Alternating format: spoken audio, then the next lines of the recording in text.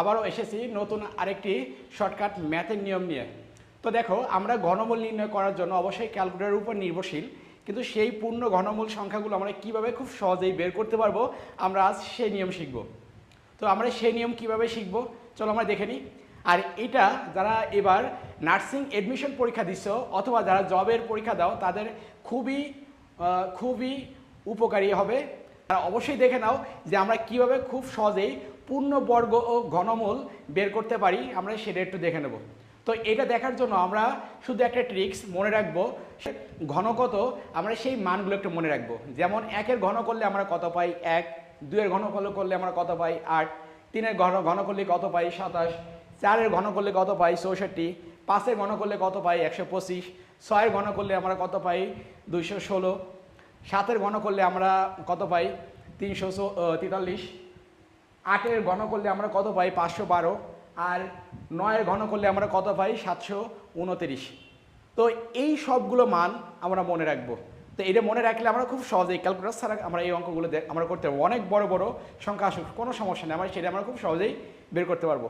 তো এখন একটা জিনিস তোমরা একটু বলো যে এখানে আরেকটা জিনিস একটু মনে রাখবো, যদি আমার কোনো অঙ্কে লাস্টে 2 থাকে তাহলে পরিবর্তন করে 8 বানাবো, আর যদি 8 থাকে তাহলে পরিবর্তন করে আমরা কি বানাবো 2 বানাবো। যে লিখে দিচ্ছি দেখো, চেঞ্জ 2 থাকলে 8 বা 8 থাকলে 2 লিখবো, 3 থাকলে 7 লিখবো, 7 থাকলে আমরা 3 লিখবো। এই দুটো জিনিসটা আমরা একটু মনে রাখবো। তো চলো এখন আমরা দেখি কিভাবে আমরা খুব সহজেই ঘনমূল সংখ্যা বের করতে পারি, আমরা সেটা একটু দেখে নিই। আচ্ছা, এখানে দেখো আমি 3টা অঙ্ক দিয়েছি। এখানে কয়টা অঙ্ক আছে 3টা। এই যে 1টা 2টা 3টা, এই 3টা সংখ্যারই ঘনমূল আমরা কিভাবে খুব সহজেই বের করতে পারি সেটা একটু দেখে নিই। তো এখন দেখো, এইটা দেখার জন্য আমরা প্রতিবার 3টা ডিজিট সিলেক্ট করব। দেখো সর্বশেষ যে 3টা ডিজিট আছে এই ডিজিটটা আমরা সিলেক্ট করব, তাহলে আমরা খুব সহজেই বের করতে পারি। এবং এই 3টা ডিজিটের সর্বশেষ অঙ্কগুলো কি আছে সেটা একটু দেখে নিবা। তো দেখো এই অঙ্কটা সর্বশেষ কি আছে বলো 8। তাহলে আমি কি বলছিলাম, 8 থাকলে 8-এর পরিবর্তে কত লিখবো 2। তার মানে এই 3 ডিজিটের পরিবর্তে আমরা 2 দেব। আর তারপরে একটা সংখ্যা আছে 1। তাহলে দেখবো কত এর ঘন করলে 1 পাওয়া যায় অথবা 1-এর কাছাকাছি মান আসে। তো দেখো এখানে 1-এর ঘন করলে 1 পাচ্ছি, তাহলে আমরা এই 1-এর পরিবর্তে 1 বসাই দেবো। তাহলে এই যে ঘনমূলটা আছে এটার অ্যান্সার হচ্ছে কত 12। তো দেখছো আমরা কত খুব কি সহজেই আমরা একটা ঘনমূলের মান ক্যালকুলেটরে বের করে ফেলালাম। এখন দ্বিতীয়টা একটু খেয়াল করো, এইখানে কত আছে বলো 616, সর্বশেষ 6। তো দেখো 6-এর যদি আমরা কিউব করি লাস্টে আমরা 6ই পাই, এর জন্য এর কোনো পরিবর্তন হয় না, 6 থাকলে আমরা 6ই বসাই দিব। আচ্ছা, এখন 175 কত এর ঘন করলে 175 এর কাছাকাছি মান বা 175 পাওয়া যায়, আমরা সেই জিনিসটা দেখবো। যেমন 5-এ করলে 100 কত আছে 25, 6 করলে আবার 216 বেশি হয়ে যাচ্ছে, তার মানে আমরা এখানে 5 মানটা নিতে পারি।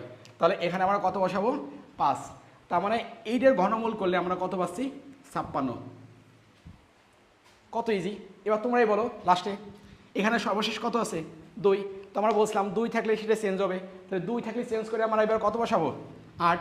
আচ্ছা, এখন 21 কত এর কিউব করলে 21-এর কাছাকাছি মান হয়, দেখো এখানে 2-এর কিউব করলে 8 হয়, কিন্তু 3-এর কিউব করলে 27 হয়, বেশি হয়ে যায়, তার মানে আমরা এখানে বসাবো 2। That's enough. তো এখন আমি তোমাদের একটা অঙ্ক দিচ্ছি, তোমরা এই অঙ্কটা একটু করো, দেখো আমরা এটা কিভাবে বের করতে পারি, আমরা সবাই একটু বের করে জানাও। ঘনমূলটা তোমরা কমেন্টে জানাই দাও, তাহলে আমি বুঝতে পারবো যে তোমরা এই অঙ্কটা বুঝতে পেরেছো। সেটা হচ্ছিল 5 on 3 6 8। এইটার উত্তর কত আসবে সবাই একটু দেখাই দাও। যারা আমার ক্লাসটি দেখেছো অবশ্যই ধন্যবাদ, আর এটা শেয়ার করে তোমাদের বন্ধুদেরও দেখার সুযোগ করে দাও, তারাও এই জিনিসটা করতে পারে।